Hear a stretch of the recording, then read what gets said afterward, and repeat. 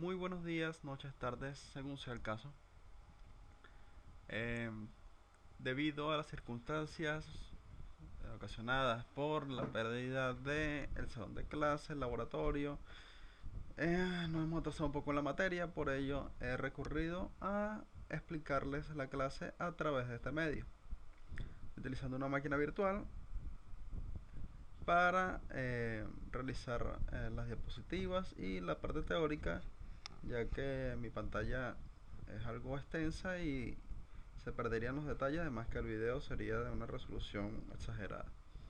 Preferible utilizar una máquina virtual y estoy aprovechando de que estoy en Windows Server 2013, el cual utilizaremos después para hacer algunos ejemplos. Recuerden que para el examen irá la parte teórica sobre las diapositivas y lo hablo en clase, y la parte práctica sobre lo hecho en clase en la administración de Windows. En este caso también veremos algo sobre administración de Windows Server, pero eso vendrá en una segunda tanda.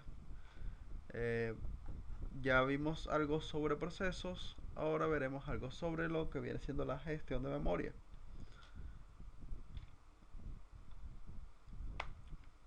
La mayor parte de la información tomada de aquí viene del libro de Galvin de la séptima edición. Ahí está el nombre completo, sería bueno que le echaran una ojeadita.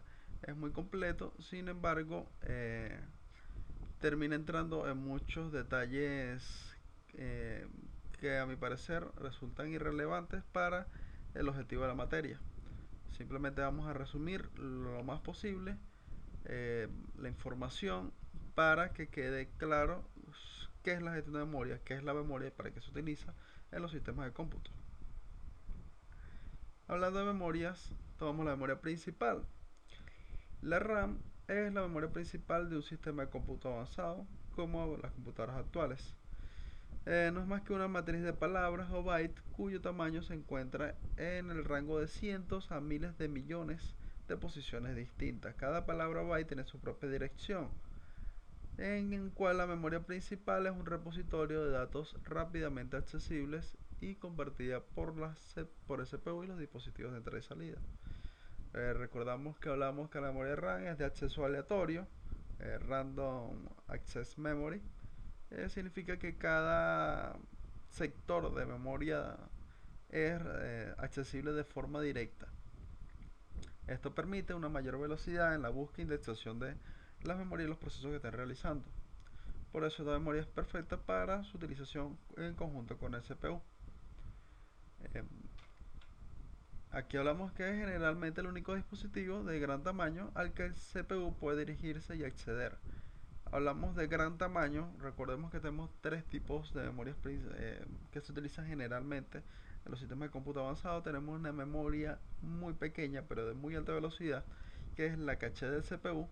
Tenemos una memoria intermedia, la cual almacena una gran cantidad de memoria, mayormente procesos, una gran cantidad de información, generalmente procesos, la cual es la memoria RAM. Y una tercera memoria que es un almacenamiento masivo, ya vendría siendo un CPU, un disco duro, una disco duro de estado sólido, incluso una memoria flash puede servir como una unidad de almacenamiento masivo.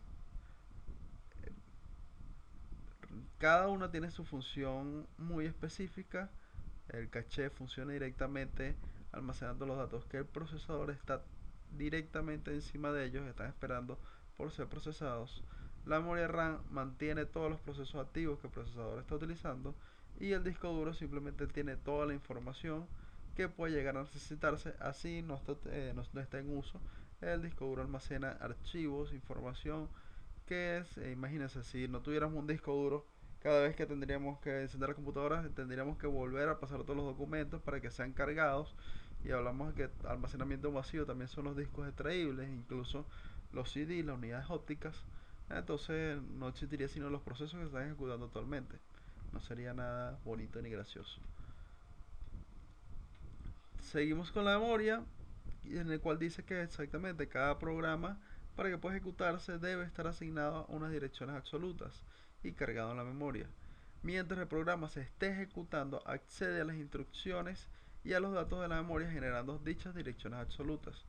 En otras palabras, el programa que se está ejecutando necesita cargarse y generar las direcciones que el CPU va a utilizar para su procesamiento.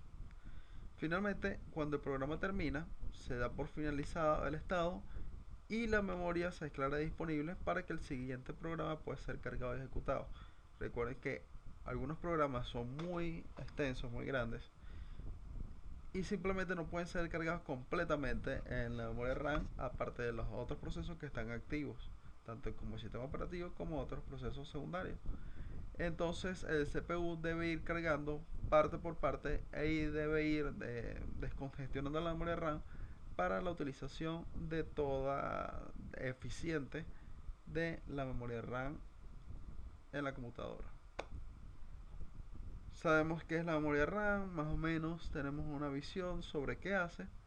Sin embargo, a la hora de defendernos con ella, en la instalación, en la revisión, debemos saber de qué estamos hablando. O sea, hablamos de una manera muy abstracta sobre ella, pero estamos hablando de una pieza que se puede considerar de hardware. Esta pieza actualmente, bueno, vamos a decir actualmente del 2000 para acá, se manejan tres tipos de memoria RAM básicamente. Bueno, comenzó con, obviamente, la memoria DDR. La memoria DDR significa doble, de doble, data rate. Es una memoria eh, que fue diseñada después de las memorias DIMM, que fueron las antecesoras. Bueno, tenemos un lineaje muy atrás hasta los tubos catódicos, que son los primeros sistemas de cómputo desarrollados. Sin embargo, estas tecnologías de memoria desarrollaron un sistema que permitía enviar dos hilos de datos de un solo doble, por eso le pusieron la palabra doble al principio, y se ha convertido en el estándar casi absoluto de la memoria RAM de forma global. Actualmente existen tres tipos de DDR: la DDR1 o DDR simple, DDR2 y DDR3. Obviamente la última es la DDR3, no tiene mucho tiempo, debe tener como 2, 3 años, algo así. Aún sigue en desarrollo la DR3, no han salido todos sus buses que esa memoria es capaz de soportar.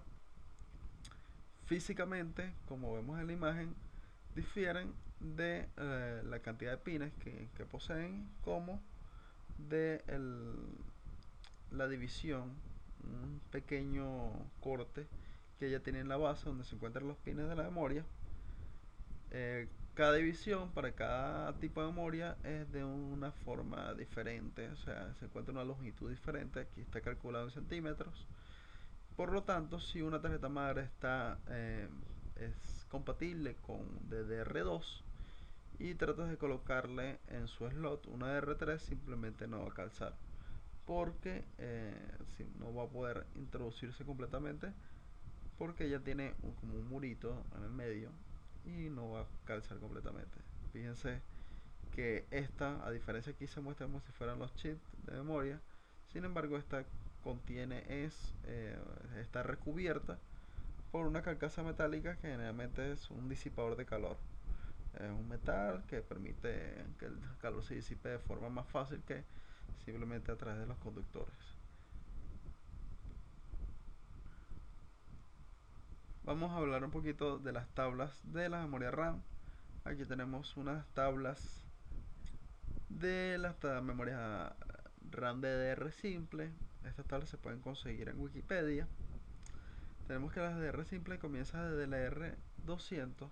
Recordemos una cosa principal: la memoria RAM se mide más que todo es por el bus y tecnología que utiliza, y bueno, el nombre del módulo, que es la cantidad de la capacidad de transferencia que posee la memoria RAM en dado momento.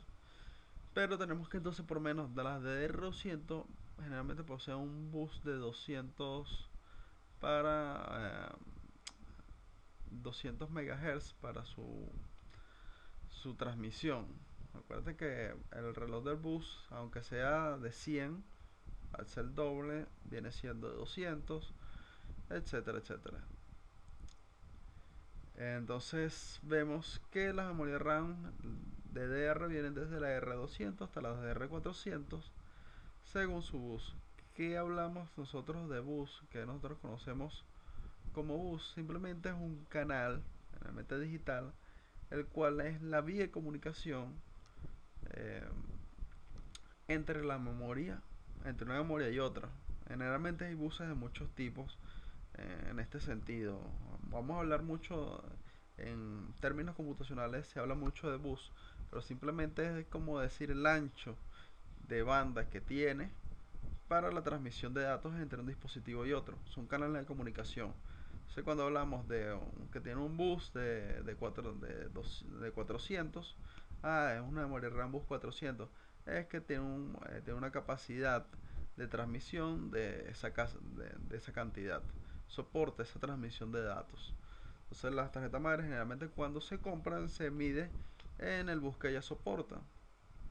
Por ejemplo, si tenemos una tarjeta madre que soporte bus 400, igualito podemos instalarle una DR bus 333 porque ella va a funcionar a menor velocidad porque se adaptará a la memoria RAM. Igualmente, si tenemos una tarjeta madre con bus 333, si le colocamos una bus 400, una memoria bus 400 a una tarjeta madre 333, la TDR, o sea, la memoria RAM, se va a adaptar al bus de la tarjeta madre, o sea, va a bajar su velocidad y bueno, viceversa, pues. Las DDR2 siguen en su camino. Tenemos DDR2 desde bus 400 hasta bus 1200. Generalmente cuando hablamos de DDR2 hablamos de bus 400, 533, 600, 667, 800. Este tipo de los buses superiores muy poco se vieron en el mercado. Realmente cuando se habla de DDR2, la mayoría de estas madres van hasta bus 800, por lo menos las de un buen lote. Estas memorias RAM tuvieron uso bastante tiempo, sin embargo fueron reemplazadas por las de DDR3. Generalmente ahorita DDR3 van desde 1333, que generalmente es la venta que se está dando ahorita, hasta 1600, que son computadoras de más alto nivel que se le colocan. La HyperX de la Kingston ahorita está vendiendo unas bus 1600 y mayormente Er, las memorias van acompañadas de su nombre estándar, que viene siendo el tipo de memoria y el bus que manejan, y el nombre del módulo, que viene siendo la máxima transferencia de datos que puede generar esa memoria en dado momento. Entonces, si tenemos una bus 1066 y es PC3 8500, sabemos que maneja una transferencia de aproximadamente 8530 megabytes por segundo.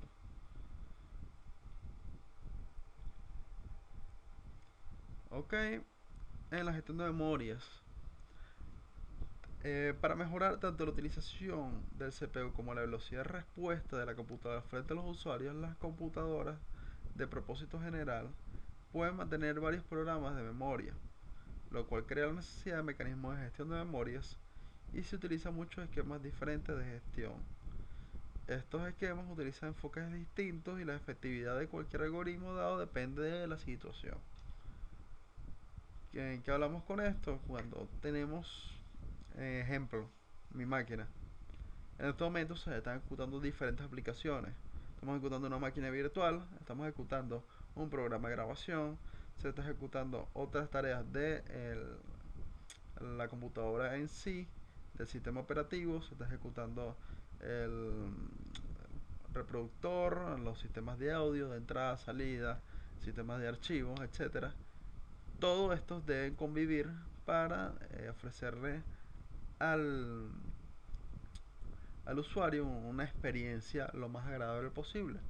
Para ello, el sistema operativo debe encargarse de la gestión de memoria para que todos tengan oportunidad de pasar por ella y todos tengan la oportunidad de ser procesados en su debido momento, evitando de que, ok, si estoy utilizando una cosa, entonces, por lo menos si abro el explorador, entonces dejaría funcionar la máquina virtual, dejaría funcionar el grabador.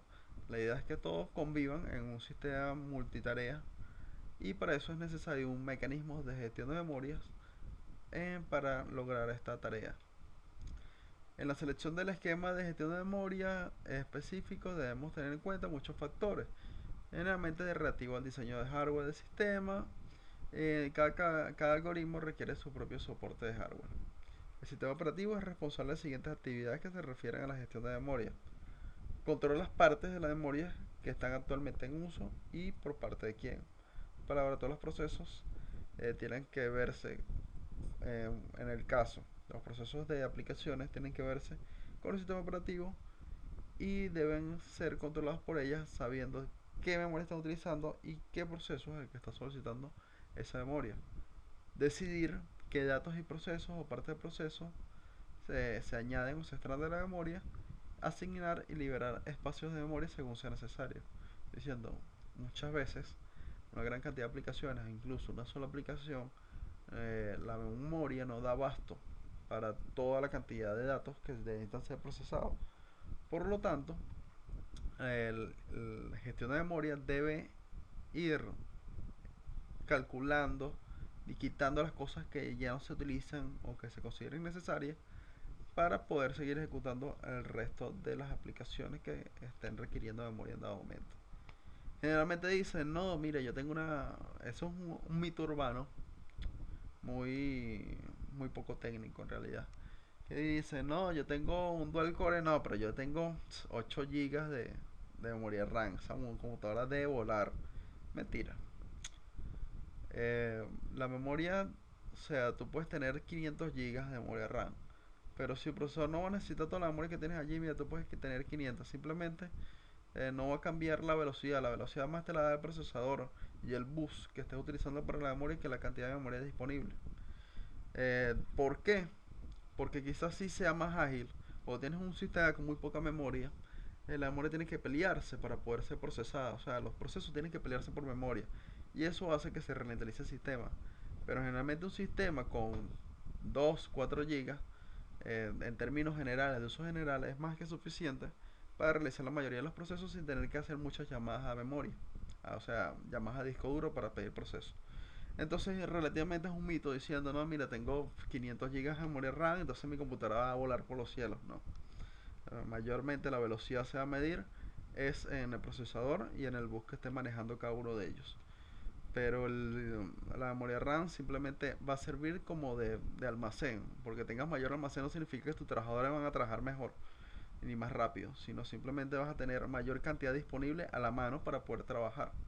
Acuérdate que le hice esa analogía sobre los almacenes, la mesa de trabajo y el estante que tienes al lado. O sea, si tienes un estante de 500.000 posiciones, no significa que el trabajador va a funcionar más rápido, sino que vas a tener disponible una mayor cantidad de piezas para hacer tu ensamblaje y no vas a tener que ir cada ratico buscando piezas. En un ciclo típico de ejecución, una instrucción procedería en el primer lugar, por ejemplo, a extraer la instrucción de memoria. Entonces, en el primer ciclo se extrae la instrucción, dicha instrucción se decodifica y puede hacer que se extraiga de memoria una serie de operandos. Después de haber sido ejecutada la instrucción con estos operandos, es posible que se almacenen los resultados de nuevo en la memoria. La unidad de memoria tan solo ve un flujo de direcciones de memoria y no sabe en realidad cómo se generan esas direcciones. Mediante el contador de memoria, mediante indexación, indirección, direcciones literales, etcétera. No vamos a caer en partes técnicas hablando de todo lo que viene siendo indexación, eso es un poquito largo, y todo lo que trata sobre las direcciones que se están manejando.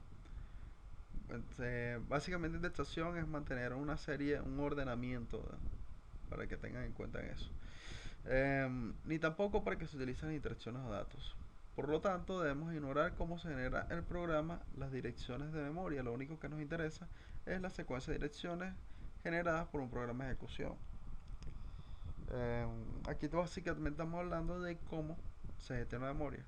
En realidad, el dispositivo que se encarga de gestionar, software que se encarga de gestionar la memoria, no le interesa en realidad cómo ni cuándo, simplemente se encarga del flujo y de los espacios de memoria que se estén asignando, la secuencia de direcciones que se estén generando por los programas de ejecución. En realidad no distingue si es un dato o es otro, en realidad eso es quien lo va a hacer es el procesador. en verificar cómo se va a procesar la información que le viene siendo pasada. Ok, generalmente puede accederse a los registros integrados del CPU en un único ciclo del procesador. La mayoría de los procesadores pueden decodificar instrucciones o realizar operaciones simples con el contenido de los registros y la velocidad de una o más operaciones en cada tic de reloj. ¿Por qué hablamos tanto de relojes? Generalmente los procesadores se miden en velocidad del reloj. En que hablamos de reloj simplemente es como decir, son unidades de procesamiento, son la capacidad que tiene la velocidad, por decirlo así. Es como el tacómetro de lo que viene siendo el CPU. Según la cantidad de megahertz o gigahertz que el procesador tenga para poder procesar, es simplemente mayor la velocidad con que va a procesar datos, obviamente. Entonces, hablamos de cada reloj va procesando esa cantidad de megahertz. Entonces, hablamos que mientras mayor sea la capacidad del reloj, mayor va a ser la capacidad de procesamiento del, eh, del procesador en sí, pues. Entonces tenemos que la mayoría de los procesadores pueden decodificar, etcétera, cada reloj. No podemos decir lo mismo de la memoria principal, a la que se accede mediante una transacción del bus de memoria. El acceso a la memoria puede requerir muchos ciclos de reloj del procesador para poderse completar, en cuyo caso el procesador necesitará normalmente detenerse, ya que no dispondrá de los datos necesarios para completar la instrucción que se está ejecutando. Esta situación es intolerable debido a la gran frecuencia con la cual se accede a la memoria. El remedio consiste en añadir una memoria rápida entre el CPU y la memoria principal. Un buffer denominado de memoria, un buffer de memoria utilizado para resolver la diferencia de velocidad entre el buffer del procesador y el bus de la memoria RAM. Fíjate que ya hablamos de la memoria caché. La memoria caché viene siendo esa memoria intermedia. Esa memoria que sirve de intermediario entre la memoria RAM y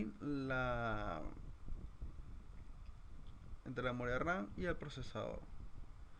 Entonces simplemente hablamos que en términos simples un buffer, un espacio de memoria que almacena datos por un tiempo para evitar que un programa, eh, ¿cómo explicarlo? La verdad que sí. El buffer es un espacio que va a permitir al procesador mantener los datos en ejecución. Vamos a tomarlo de esa manera.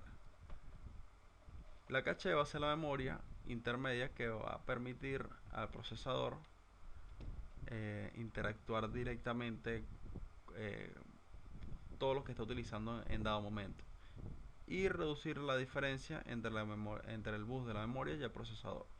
Recordemos que no siempre es relativa la diferencia. Si un procesador tiene un bus muy alto, un reloj muy alto, y el caché del procesador tiene que ir con respecto a la velocidad del procesador, pero eso no siempre corresponde a la memoria RAM. Esto se está alargando un poquito. Vamos rápido. La gestión de la memoria del hardware.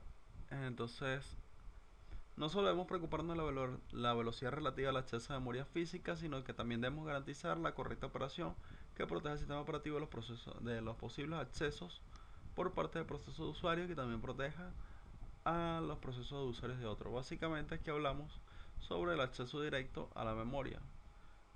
Para ello se necesita un intermediario y la única forma de acceder a ellos es a través de el kernel. El kernel es el que básicamente se encarga de la gestión.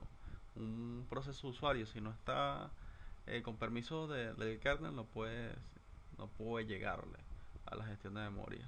Aquí dice que cada proceso dispone de un espacio de memoria separado. Debemos poder determinar el rango de direcciones legales que pueden acceder. Simplemente se le asigna un espacio de memoria a un proceso en la memoria para que sea ejecutado en su debido tiempo. Los registros, haremos registro base y registro límite, solo pueden ser cargados por el sistema operativo, ya que las instrucciones privilegiadas es especial, puesto que las instrucciones privilegiadas solo pueden ser ejecutadas en modo kernel. Exactamente como veníamos diciendo antes, el registro base y límite que se le va a dar a cada uno de los procesos únicamente puede ser ejecutado en modo kernel. Solo el sistema operativo lo ejecuta y únicamente el sistema operativo podrá cargar los registros base y límite. Este esquema permite que el sistema operativo modificar el valor de los registros para evitar los programas usuarios cambien el contenido de estos registros.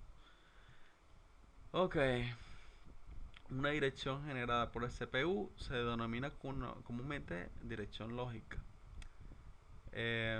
Aquí vamos a hablar un poco sobre lo que vienen siendo las direcciones virtuales. Se denomina la dirección lógica, mientras que la dirección vista por unidad de memoria, es decir, la que carga el registro de direcciones de memoria, se denomina dirección física. Los métodos de reasignación en tiempo de compilación y el tiempo de carga de direcciones lógicas y físicas idénticas, sin embargo, el esquema de reasignaciones y direcciones en términos generales. Cuando hablamos de direcciones virtuales, estamos hablando, aunque muchas veces las memorias RAM no siempre van a poder cargar toda la cantidad que se necesite. Como veníamos diciendo, un proceso a lo mejor necesita mucha más cantidad de memoria.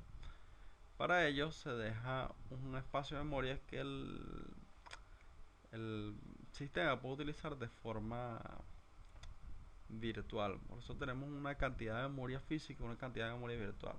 Generalmente lo utiliza en un dispositivo de almacenamiento eh, masivo, disco duro. La principal, yo diría el principal ejemplo de esto es la partición swap, el área de intercambio de Linux. Es exactamente eso. Tenemos un área de intercambio que está dedicada únicamente a la transacción de memorias de proceso. ¿Eso qué hace? Ayuda a la memoria RAM, aunque la memoria RAM es la única que se puede comunicar con el procesador. Estas asignaciones de memoria permiten cargar los datos que van a ser cargados a la memoria RAM. En otras palabras, simplemente permite tener los datos libres para cuando se ocupe espacio de memoria pueden cargarse el lote completo de procesos o de trabajos que se necesite cargar la memoria RAM sin tener que dar mucha vuelta. Simplemente todo eso va a servir como una extensión de la memoria RAM. Entonces aquí explicamos que los programas usan todos los bits de direcciones como si realmente existiera toda la memoria, aunque existen bits y direcciones que se encuentran en una memoria que no es directamente sobre la memoria RAM, simplemente se traduce en unas direcciones. Funciona mucho como el NAT en las redes. Es simplemente un mecanismo generalmente gestionado por el sistema operativo para que solo los bloques de memoria en uso en cada momento residan en la memoria principal. Como veníamos diciendo, para que sean ejecutados se necesita que estén en la memoria RAM. Sin embargo, esto no lo sabe el procesador, el procesador simplemente está pidiendo direcciones de forma lógica y la memoria RAM es la que va a ir cargando todas esas direcciones que el procesador esté dando en ese momento.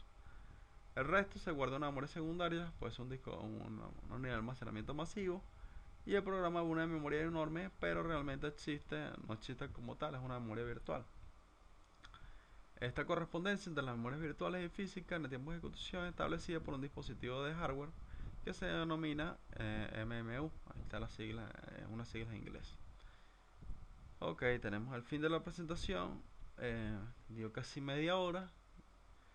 Es un poquito extensa, ciertamente, pero entendamos básicamente de qué trata la memoria RAM, y cuáles son sus procesos y cómo el sistema operativo gestiona esta memoria para mantener todos los procesos activos.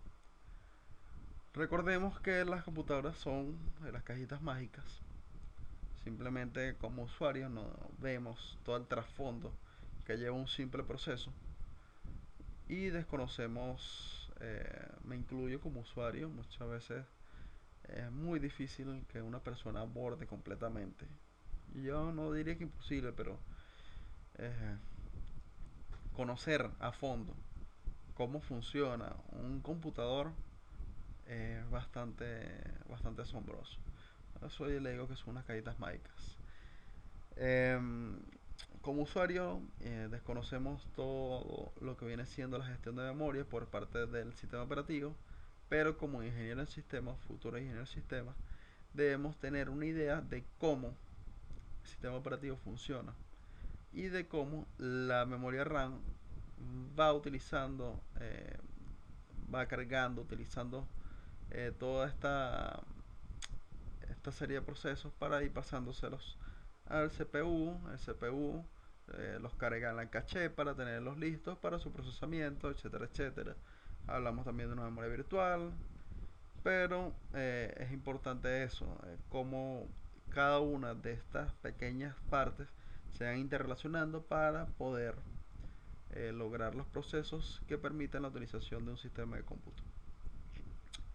Eh, Les dejo, por favor, cualquier duda, escríbame o al blog o al correo.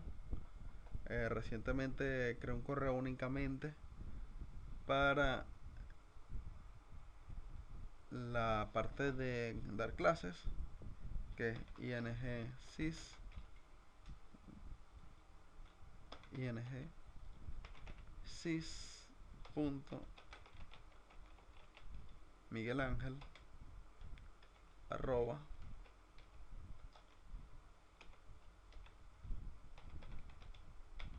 outlook.com. Este es el correo que a partir de ahora estaré atendiendo, básicamente únicamente para las clases, ya que el correo anterior es mi correo personal. Bueno, felices tardes, felices noches, y cualquier duda no duden en escribirme. Para el día jueves tenemos examen, tanto teórico como práctico. Falta montar una segunda parte del video, en este caso lo que faltó de administración de Windows, y le voy a dar algunos tips bastante interesantes sobre eh, resolución de problemas utilizando herramientas como Heidenboot. Me vuelvo a despedir, que tengan felices días.